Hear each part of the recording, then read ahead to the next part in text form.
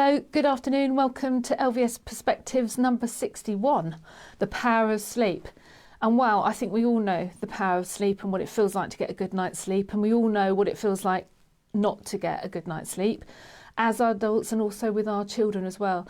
So we're really lucky to have Helen Rutherford with us today from the Sleep Charity, who's going to present to us. And as usual, you've got an opportunity to send through any questions either through on the chat here, or I do have my phone with my email. So if you'd rather remain anonymous, please send a question or comment through to me by email. So welcome, Helen. Welcome to LVS Ascot and our online discussion. We're very much looking forward to hearing from you. And so what I'll do is I'll leave you to introduce yourself because we did send out some information in advance, but over to you and your presentation. And I'm really looking forward to this because actually sleep is one of my favourite pastimes. I'm glad to hear it. Hi there, I'm Helen and I am the lead practitioner for the Sleep Charity. My role involves running clinics, presentations at conferences, training, working on the sleep practitioner course that we run, doing live webinars, and most importantly, passing on the good news about sleep and how we can improve it to people such as yourselves. So, next slide, thank you. So, who are we? Let's just have a little look at the next one. So, I've been with the charity since 2016, which was only a few years after it started, but it originated through a lady called Vicky Beavers, who set up the charity as a direct result of her lived-in experiences. As one of her children had visual impairments, but she was unaware of it at the time, and she didn't sleep for years. I think she got 2 or 3 hours in a row for about 5 years, and even her health visitor friend couldn't get her son to sleep. But she stumbled across some sleep training, and she went and trained as a practitioner, put these things in place, and as a huge shock to her, it actually worked. But not only that, it was sustainable.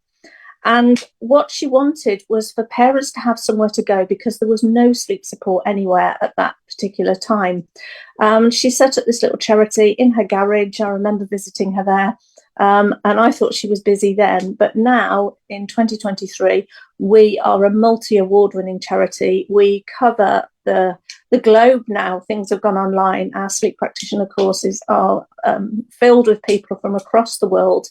But we cover the whole of the UK, training parents and professionals in the theory behind sleep so you can make changes for yourself.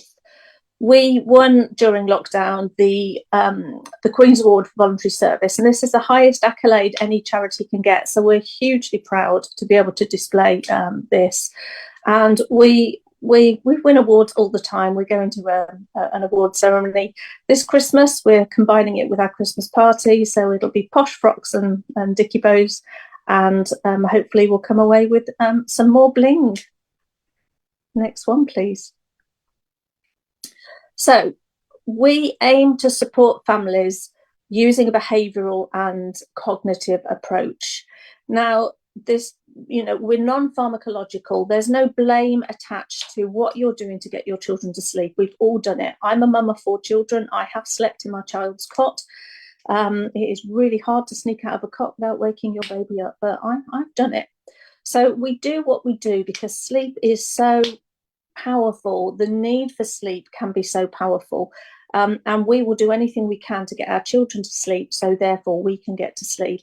And very often, before we know it, we've changed the behaviour that we thought wouldn't happen before we had children, and suddenly we're doing things and things are happening in our lives, and sleep is just hugely disrupted. So we unpick what's going on. We'll put a behaviour programme in place. We tell parents and professionals the science behind what we're doing. It's all very well being told what to do by a professional, but if you don't understand the why behind that what, very often you'll give up too soon, or you'll just think, well, that doesn't seem sensible, so you won't do it. So we always empower you with the knowledge that we have so that you are able to put those changes in place for yourself. We're always involved in research. The world of sleep changes constantly. So please follow us on all our social media. Have a look at our website. It's chock full of information. But you can see the latest research that we've been involved with. And I'll tell you a little bit about some of that later as well. We lobby Parliament a lot. We want sleep to be on the government agenda. Mental health missed it again this year in the King's speech. However, we want mental health and sleep equally high on that government agenda. And at the moment, we're lobbying for support and acknowledgement around sleep and the workforce. It costs about £70 billion in things going wrong, people missing out on work days because of sleep deprivation. So we are a hugely sleep deprived country, and we are trying to do something about that. We merged during lockdown. We were actually really busy, and we merged with the Sleep Council. So you may have seen us once upon a time as the Children's Sleep Charity, but now we are the Sleep Charity because we cover the whole age range. On our website, you will see that we cover there's some advice on babies, although we don't work with babies from up to 12 months, but there's advice on lots of children. There's a special area for teens, and I'll talk to you about that as well. Shift workers, menopause, adult sleep. We have a helpline that anybody can call, professionals and parents and young people themselves if they wish. So lots of information out there, so please do visit our website as well. Next one, thank you. So let's have a little bit about why we're blabbering on about why sleep is so important. When we sleep, our brain is sometimes busier at night time than it is during the day. So many things happen when we sleep. It is hugely important, not just for our physical well-being, but for our mental well-being as well. Our minds and our bodies are replenished while we sleep. The brain gets rid of dead cells and toxins that it's used the day before. There's some links to some forms of Alzheimer's and deep sleep deprivation. And our immune systems are repaired in parts of sleep. And the more sleep you get, the less likely you are to pick up all these coughs and colds that are going around. And it goes without saying that children who get the right amount of sleep do better at school, they achieve more, they're more self-regulated, they can put things into long-term memory, they remember their spelling tests, and they're better prepared for exams, and they're less clumsy, and they are quicker to respond to things. So all in all, sleep is not to be underestimated. It is hugely important. Next one, thank you.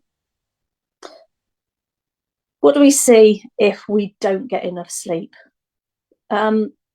You lose the ability to self-regulate when you're asleep. So when you don't get enough sleep. So as a parent, you're going to be snappy. You're not going to be the parent you plan to be in your head.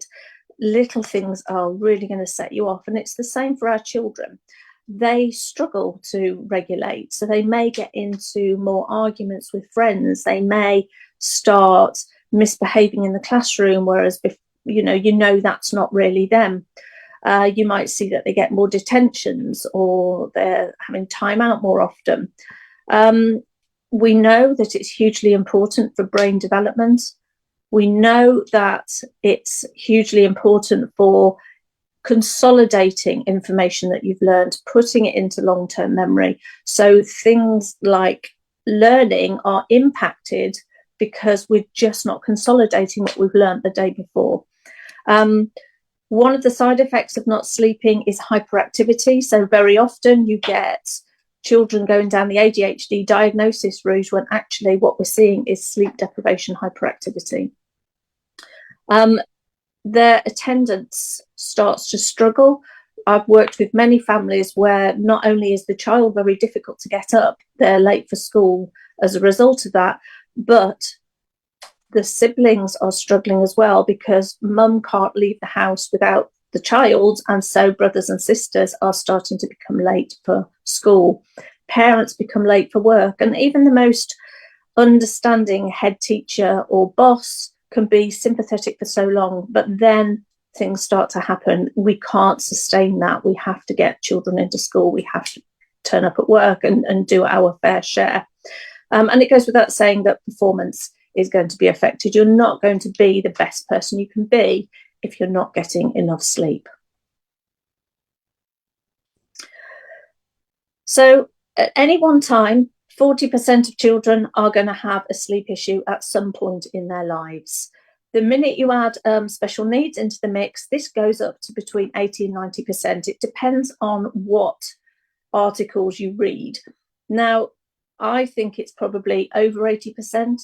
I've worked with children with special needs for nearly 40 years now, and parents are told, well, your child has autism, they're not going to sleep, you have to expect that. Your child's got Down syndrome, your child's got cerebral palsy, all these things affect sleep. And because they're told to expect it, they don't see the point in reporting it, and they often struggle for years before they actually say, oh yeah, sleep's been horrendous for ages.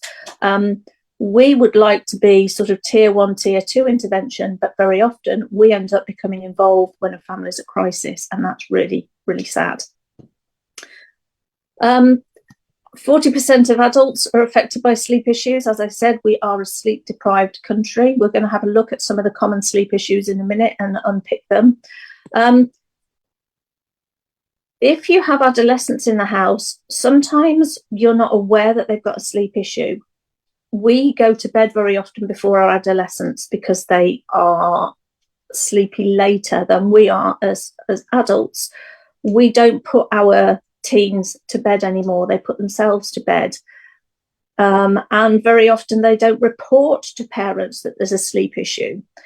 They're quite good at telling teachers that there's a sleep issue. When I went into North Yorkshire to do our pilot scheme for our teen sleep projects, they were really, really honest with me, and they were sharing what sleep issues they have, how long it takes to go to sleep, what time they're falling asleep. And as a result, they're really difficult to get up in the morning. We think teens need loads more sleep. Actually, they don't. Their sleep needs change. And very often the parents were saying, well, there isn't a sleep issue. And we're having to say, actually, there is. They've come to us and they've said that there is.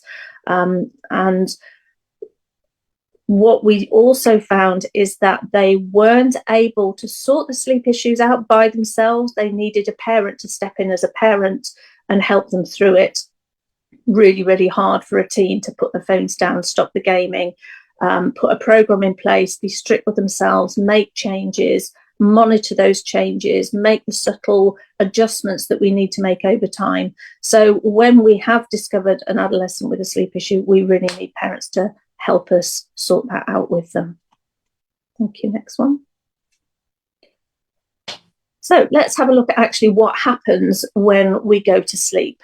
So this next slide shows a graph of a hypnogram, which is the sleep study you would have overnight if you were to go into hospital and have electrodes put all over your head. And the resulting graph is a bit like a lie detector, lots and lots of squiggles and lines, all showing different frequencies and things that the brain is doing. And when someone puts it onto a graph like this, it makes it slightly easier to understand. Now, all of the lines that you can see there is brainwave activity. So you can see that throughout the night, our brain is not at rest, far from it. Sleep is a really busy time for our brain. And it's fundamental that we get all the stages that are present throughout the night in order to feel rested and ready to tackle the day that's following. So I'm going to just talk you through this graph because it's quite a light bulb moment for parents.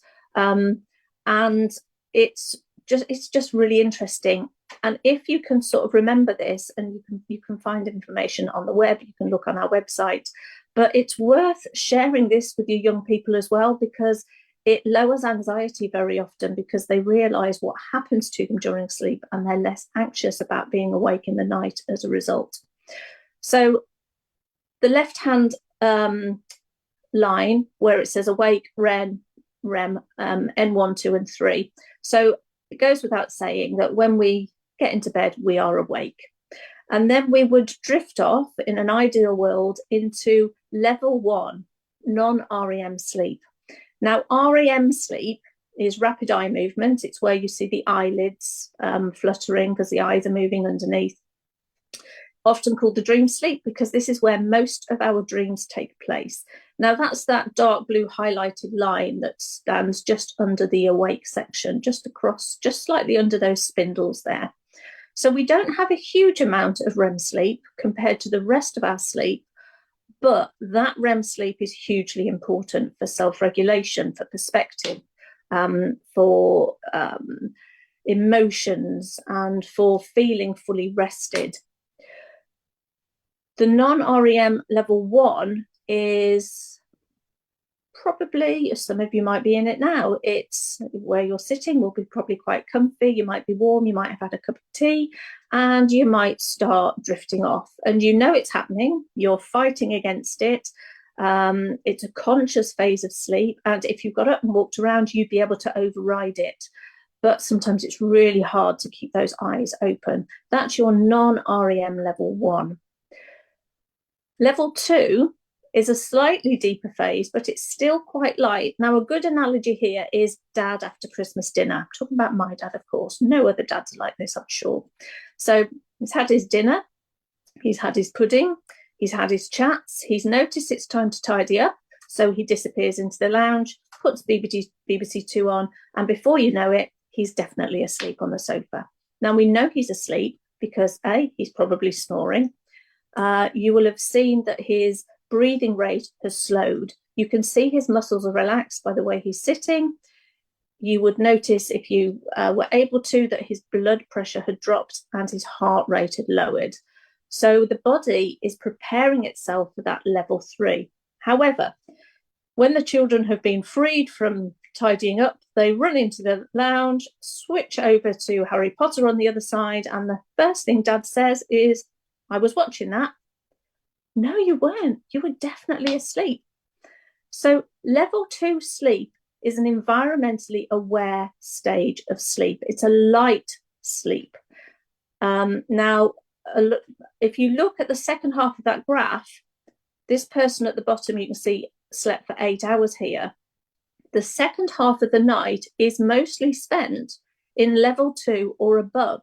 So environmental noises, if they're not common noises, are going to wake you up. Checking on your children too early before they've dropped down into that deep sleep is going to wake them up. Opening that door, the change in room pressure, the feeling of somebody next to the bed, the squeaky floorboard, children are going to wake up in level 2. So don't be tempted to check on your children too early. Once you've dropped off, you're probably going to need another at least good 10 minutes before you've gone down into that level 3 sleep.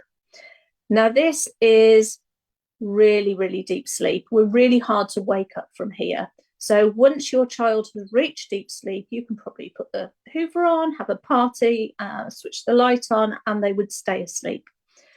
This is where the body repairs itself.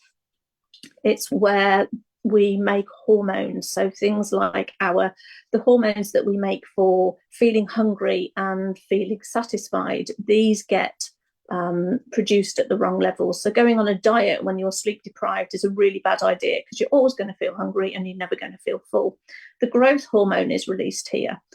Lots of other things are released, but if you are deprived in this area, then you are going to get coughs and colds. You're going to take longer to repair if you cut yourself or you scrape, when children fall down and scrape their knees and stuff.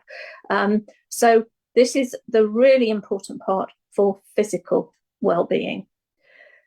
The second half of sleep is where we, like I said, it's all about our learning, our development, and around emotions and regulation and memory.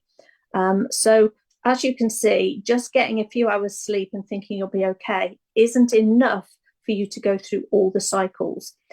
Now, each sleep cycle lasts roughly an hour to an hour and a half. Everybody's different. And you can see on that graph, there's lots of spikes. Now, these are what we call partial awakenings. And this is the bit where children who are anxious about being awake at night can be sort of reassured. We wake up multiple times a night. Some of us remember waking, others of us have no memory of it at all. But the brain will do a visual and sensory scan, if you like, of the room. And if everything's the same as it was when we went to sleep, we'll just drift off into the next sleep cycle. However, if anything is different, our caveman brain, thanks for that legacy, wakes us up completely so we can work out if that change is a threat to us. Now, one of the reasons that we've woken is because there's a change in environment. It doesn't matter what that change is. We need to work out if we can stop that change from happening so that our brain doesn't log it later on at night. So for younger children, it's easier to talk about this because the examples are stronger. So for younger children, the most common one is a parent lying down with a child until they drop off. Then the parent gets up and goes to bed. Then when the child comes to a partial awakening, there's no parent lying down next to them. So they'll cry for a parent to come back, or they'll toddle off into mum and dad's bedroom and get into bed with them so that they can go back to sleep. If that happens, we've confirmed that that initial lying down has become an association. Some are less obvious. It might be something like you've left the landing light on and you've turned it off when you come to bed, so their light environment has changed. A lot of children will watch a telly while it's on a timer. We might do that ourselves. They might be listening to an audio tape, and that when that's finished, that switches off, but they've already gone to sleep. There might be a starlight show on the ceiling. They might be able to hear the parents downstairs and the telly downstairs, and when they wake up, their sound environment is now silent instead of sort of background noise. So the best idea is to sit in your child's room before they've gone to sleep and think, right, what might be different in a few hours' time if you get children and young people who wake frequently throughout the night. So we need to maintain an environment, keep it consistent, so that at the top of each sleep cycle, the brain notices that there's no change in environment and we can just drift off into the next one. Now, you're not going to do any harm at all if you leave that story tape on loop all night. So it's just playing and playing and playing, because the brain will notice that the sound environment is the same as it was when we went to sleep, and they'll just drift off. And a lot of our work is about helping parents to remove themselves from being needed as the child drops off to sleep. So this is quite a nice example of how we can show children that it's normal to wake up. The fact they're waking up might be linked to the way they went to sleep, but actually it's normal to do it, and it doesn't mean there's something wrong with them or something wrong with their sleep. Okay, next slide, thank you. Now, babies, everything they do is new. So they spend half of their sleep in REM sleep, that consolidation, that learning, that memory, and that self-regulation part of sleep. The older we get, the better we are at regulating, the less we need to learn, the less we're experiencing is new stuff. So as you can see, the older you get, the less REM sleep you have. You don't need a huge amount less sleep, but you take a lot less REM sleep. Next one, please. So thinking about sleep as a battery, in the daytime, when you wake up in the morning, your battery's full. As you work through the day, that battery drains, and it becomes more and more necessary to plug into sleep to recharge that battery. Now, if we're plugging in too late and we're having to get up for school or work in the morning, our battery isn't fully charged. So we're working through the day on a partially charged battery. And things don't work really well when you're running on empty. And then again, if this continues and continues, you never fully charge that battery. So we have to think about things like inappropriate napping. So if your child's 4 and above, as long as everything's developmentally normal, we shouldn't really be having naps. So very often, if a child's bussed into school, they'll nap on the bus. If they're in the car, they'll often fall asleep on the way home in the car. Teens who come in will stomp up to the bedrooms and might be taking a sneaky nap then. So we need to work out if there's any inappropriate naps being had, because those are going to charge the battery at the wrong end of the day and reduce that sleep drive ready for the night to come. So again, this is a really nice sort of picture way of showing teens and younger children why sleep's important, what sleep does to us, and how it is easy to regulate it, because we need to charge the battery at right times of the day. Next slide, please.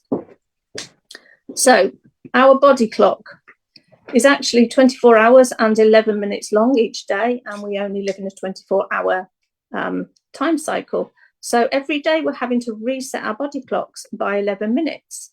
And we do that by having a routine, having regular dinner times, going to bed at the same time, using the alarm clock to get up in the morning.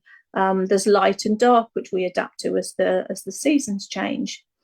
So if we just leave that to run free, what you find is that certainly younger people and teens start to drift and get later and later until they're virtually nocturnal. Our circadian rhythm tells us when we're hungry. It regulates appetite. Remember those hormones that are released telling us that we're full and we're hungry.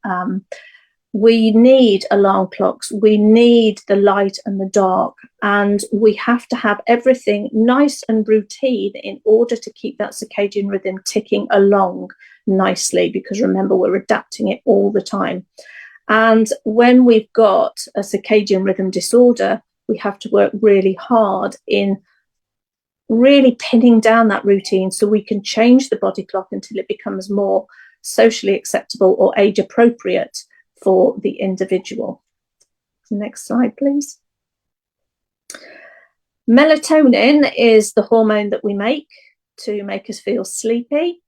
As the sunset goes and it gets darker, our melatonin levels start to rise and we feel sleepy at bedtime. That's just the way that our body clock works. However, we now live in a society where light is around us all the time. We have nice bright electric lights. We're looking at screens where light is coming in, and it's starting to confuse our body clocks by telling us the sun hasn't gone down yet. And we can trick our brains into thinking that it's not yet time to go to bed. So we always suggest a screen-free hour before sleep, and lowering main lighting just as a way to start that melatonin being produced so that we're sleepy enough when it comes to bedtime. We also show, we suggest light therapy, especially for teens and for us as well. A lot of our adults in our charity use light therapy, especially in the winter mornings, because you need that bright light in order to lower any residual melatonin when you've woken up. And if we're trying to reset a teen's body clock, for example, they are still going to be really sleepy in the morning because they're still in the middle of their sleep cycles. Now, light therapy, seasonal affective disorder lamps or therapy lamps, you can get them on Amazon for under 25 quid now. They're really quite attainable. Many moons ago, they sort of had a special needs price tag and they'd be 80, 90 pounds, but they're much cheaper now. They must be 10,000 lux, and you have to have them sort of sitting next to you for about 20 minutes in order to lower any melatonin that's left in your system and be as fresh as you would be on a nice bright summer's day on holiday. So they're really, really useful for regulating mood, lowering melatonin, helping you go to work or to school so you're not sleepy. You might still be tired, but you won't be sleepy. Really useful to use maybe after lunch, because if you saw that graph, there was a little bump in the middle. We actually are biologically wired to have a little nap after lunchtime. Our Western society doesn't allow us to do that. So just having this light boost after lunch can just help you get over that sort of siesta type blip that you feel. Next one, thank you. So let's just look at some common issues that we come across. So when we're looking at children, having no routine or a poor routine makes a massive difference.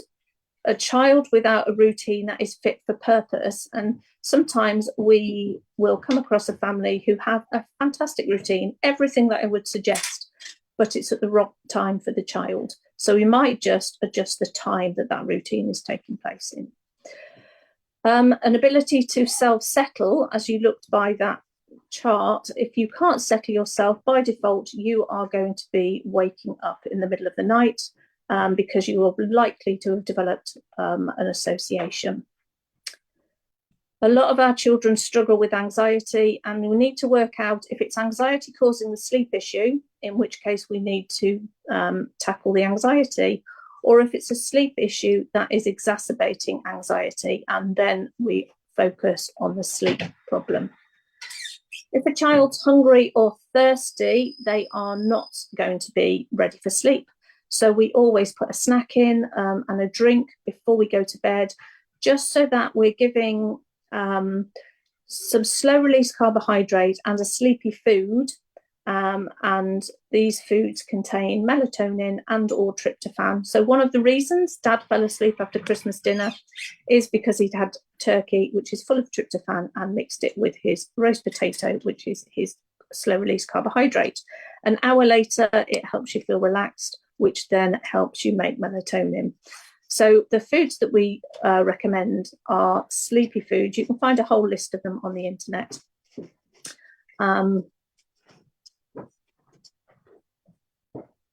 Okay, so a lot of our children have medical issues, whether that's ASD, whether there's comorbidities associated with that, like ADHD, epilepsy. Some of our children with cerebral palsy might have muscle cramps, so there'll be pain at night.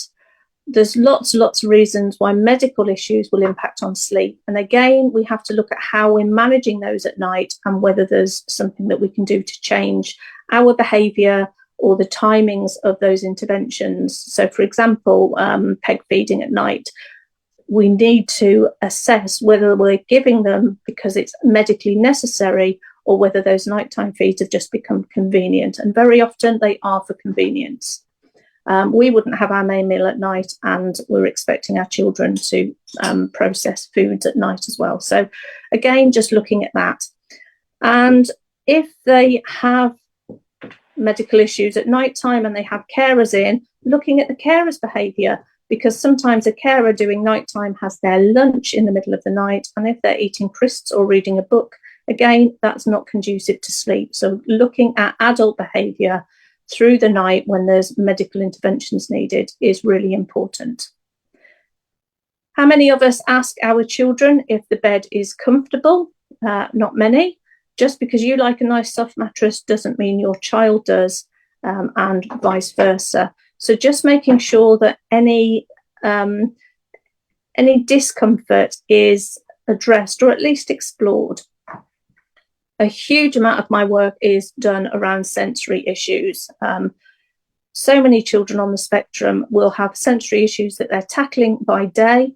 If that's the case, we need to address those at night time as well, because they'll become exacerbated. There's less distraction at night, so those sensory needs become more prevalent. So we're looking at things like maybe playing white or pink noise for a child who can't block environmental sounds.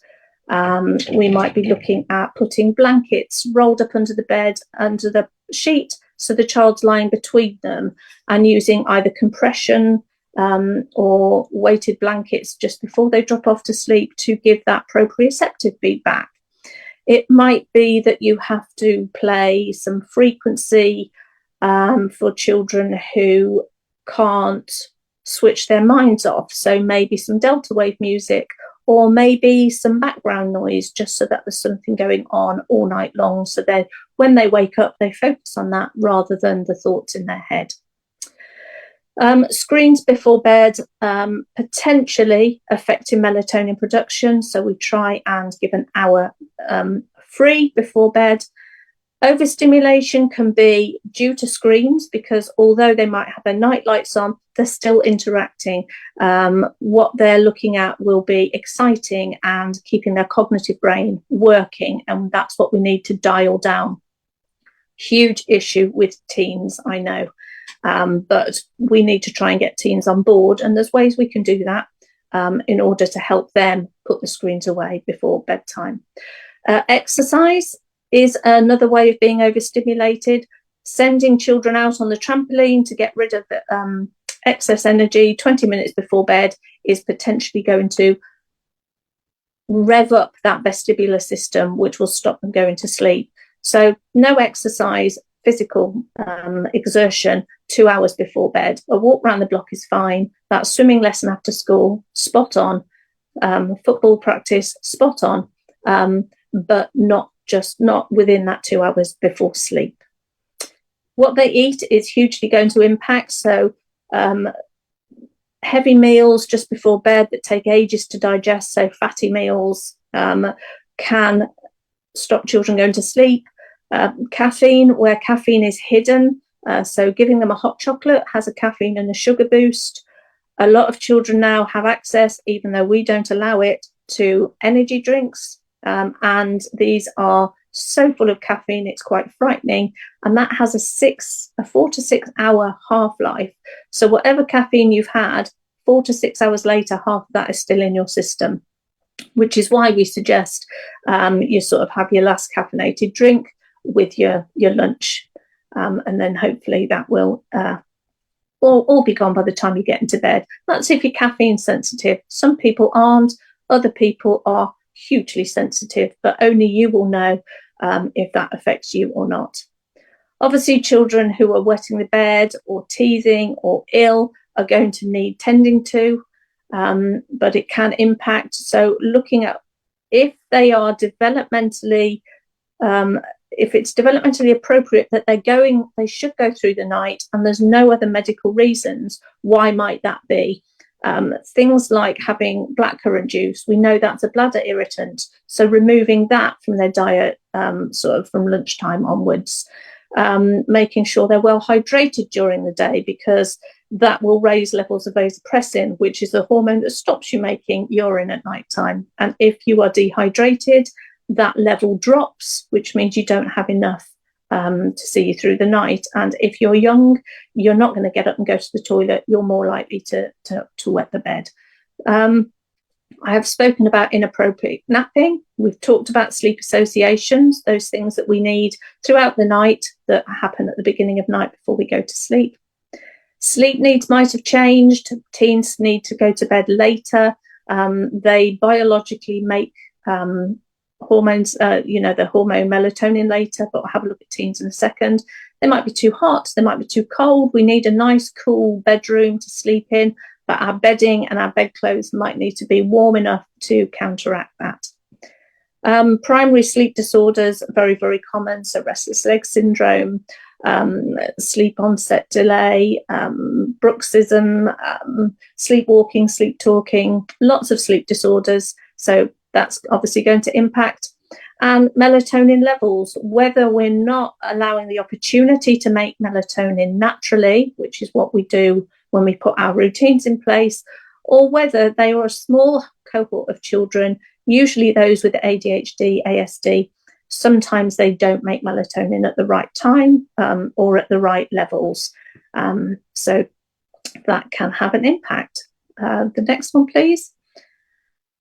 Teens will have all of the previous ones, but on top of that, like I said, when teens hit their, get into those pubertal years, they start making melatonin later than we do for a start. So they're genuinely not tired because there's this biological blip that happens. It's not their fault. They really do have a tough time of it. They are just not tired, and we have to help them reset that body clock. Put in place, you've got peer pressure and screens and gaming, and we can talk to the world online now. So when we should be asleep, America's awake and they're chatting to mates online. All of this just really makes going to sleep really, really tricky for them. And they end up with what we call a delayed sleep phase, which means just going to bed much later than we think that they should. And irregular sleep schedules, that inappropriate napping that could take place, We always need to look at bedroom environments, make sure they're calm, try and get them tidy. If they can't tidy them, can we throw a sheet over it at bedtime? So it just lowers that busyness and distraction. Teens suffer hugely from anxiety. And again, we need to work out, is it anxiety causing sleep issues? Is it sleep issues causing anxiety? And get the right help in place. I know that's a tall order, with waiting lists being what they are. Transitions from primaries, middles into high school, even sometimes just going from one year to another and changing teachers. There's lots of transitions that really some of our teams struggle with.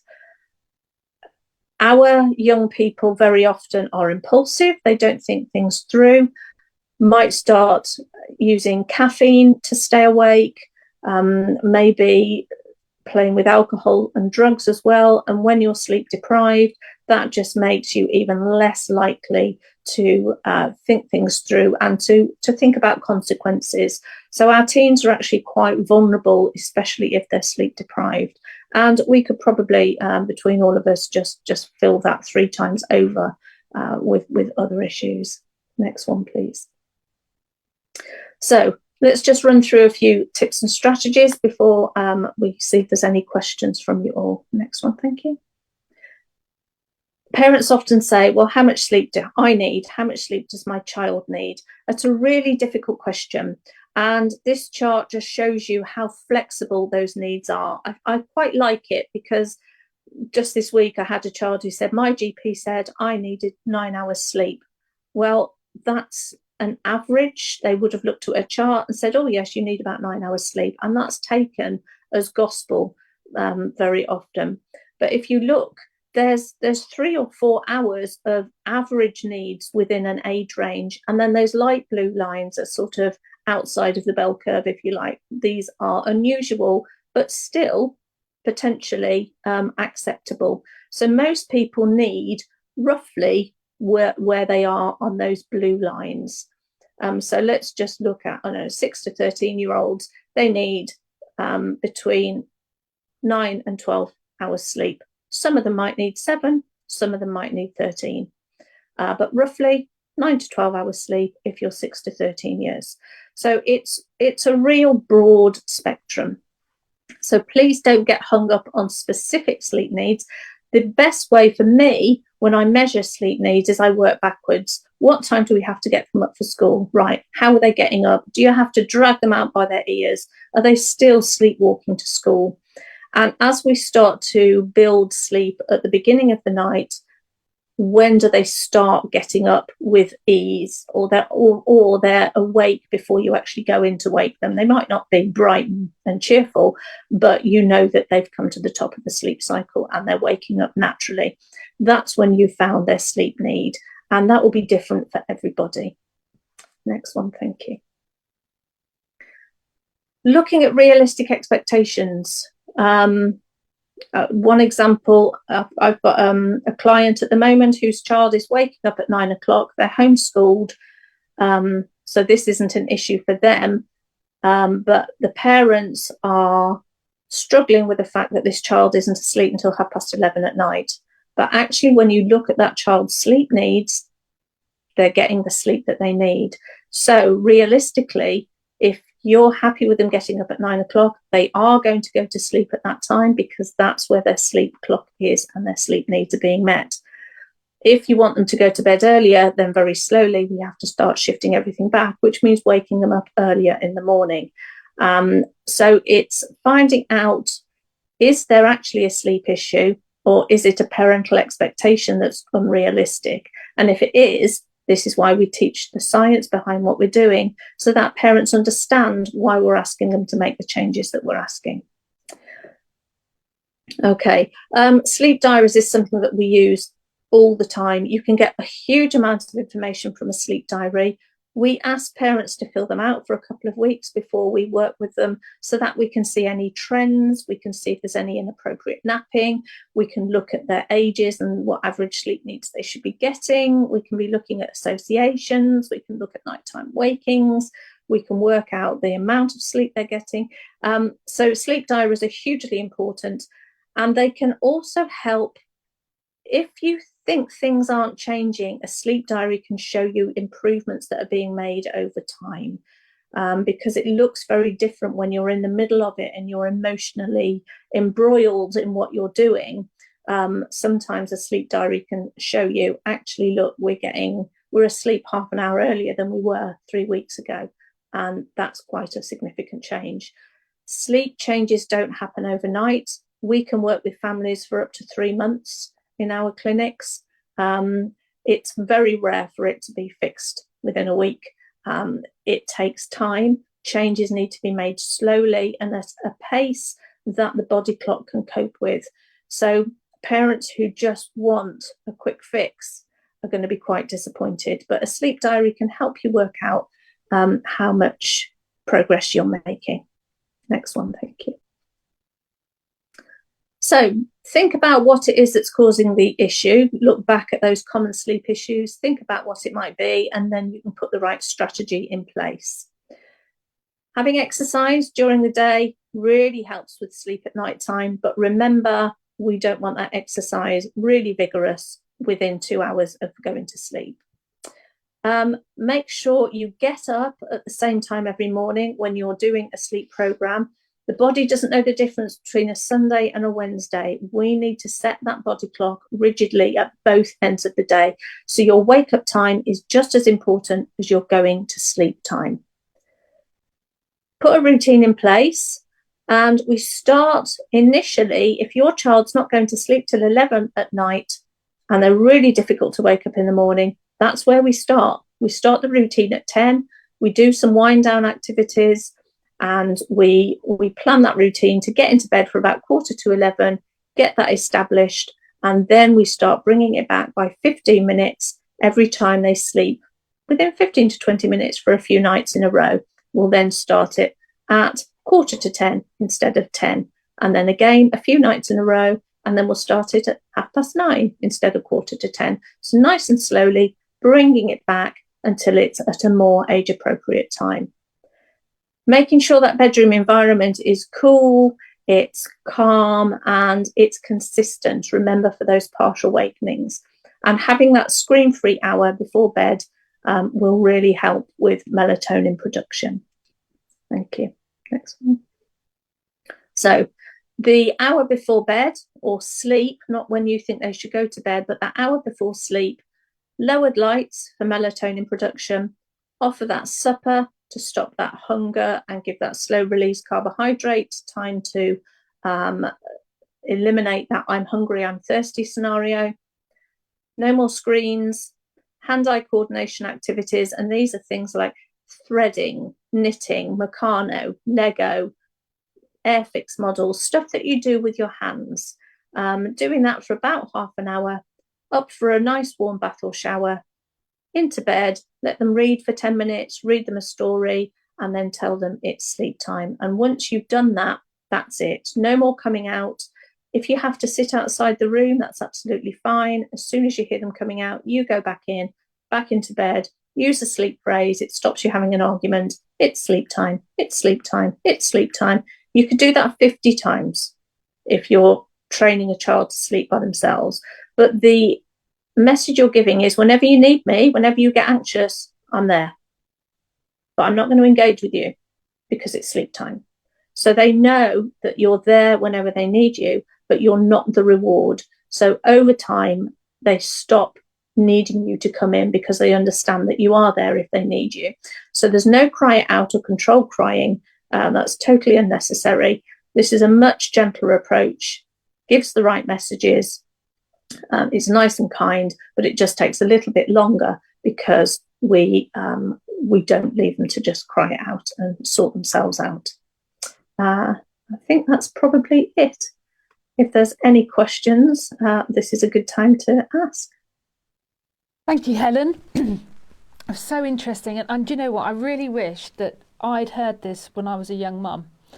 Because looking at Because some of the things you said today I've heard for the first time, and I've just been making a few notes as you were talking. So, for example, even in the summer, we'd say let them play outside and go and run around and drink plenty of Ribena and blackcurrant.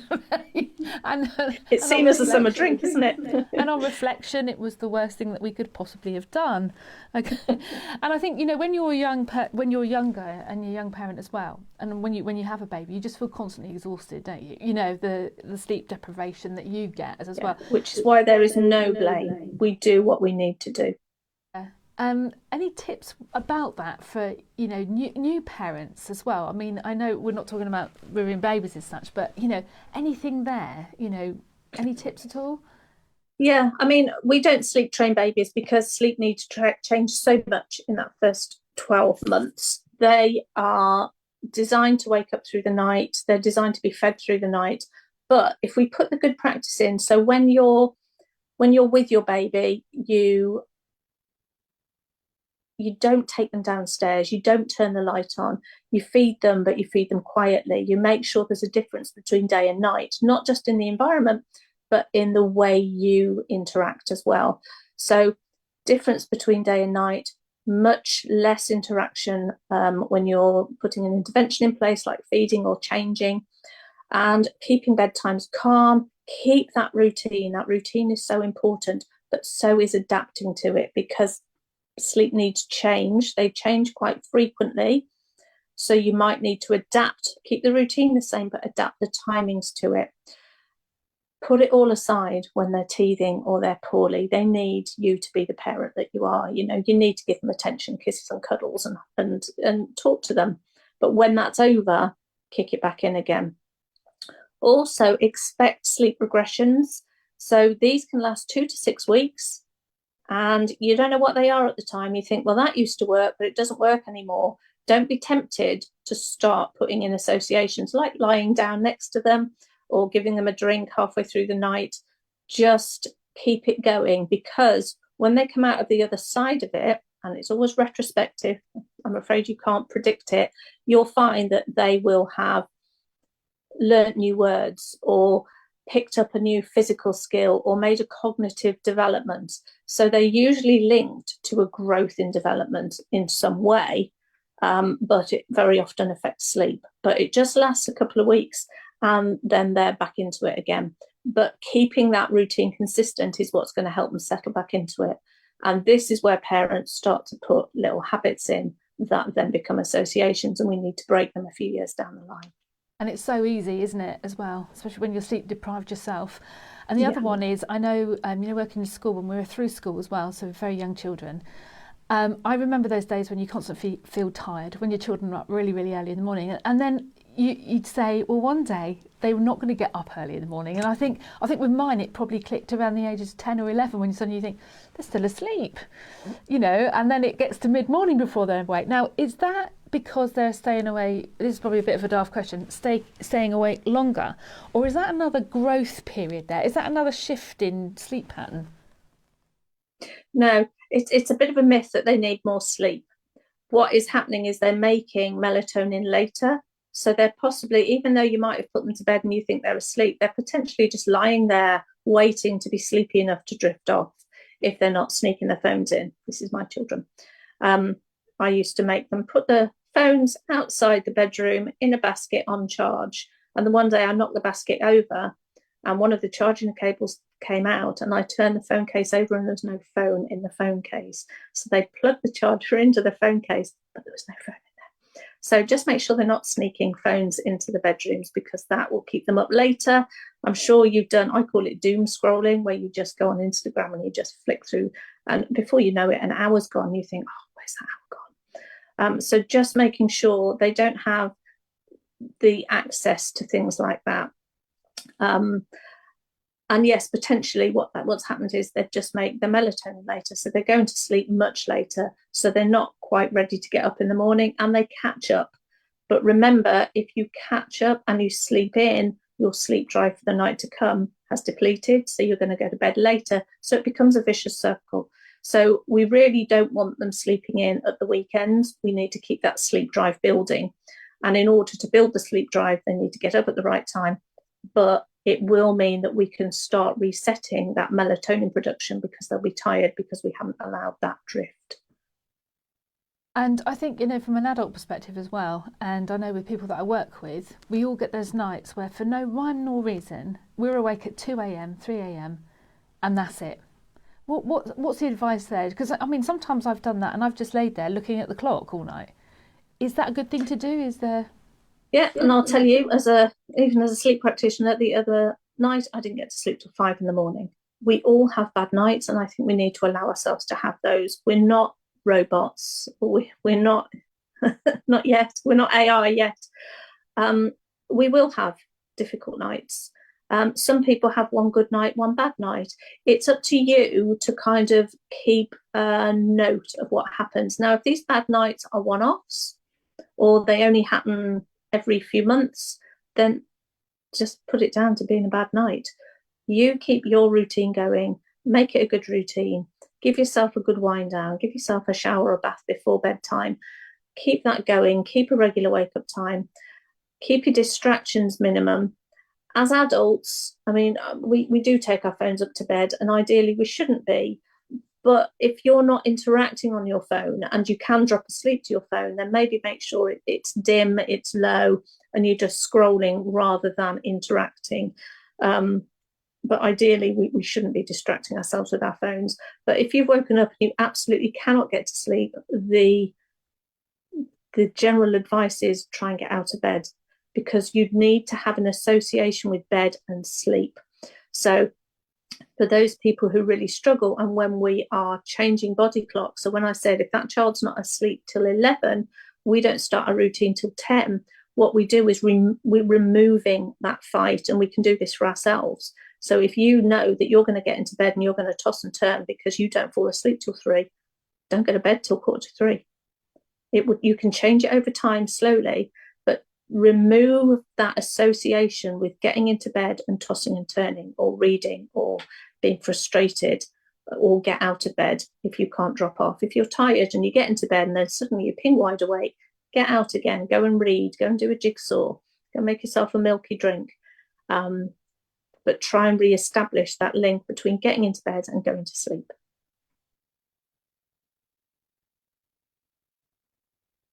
And it might just be me, but I'd be interested to know if this is other people.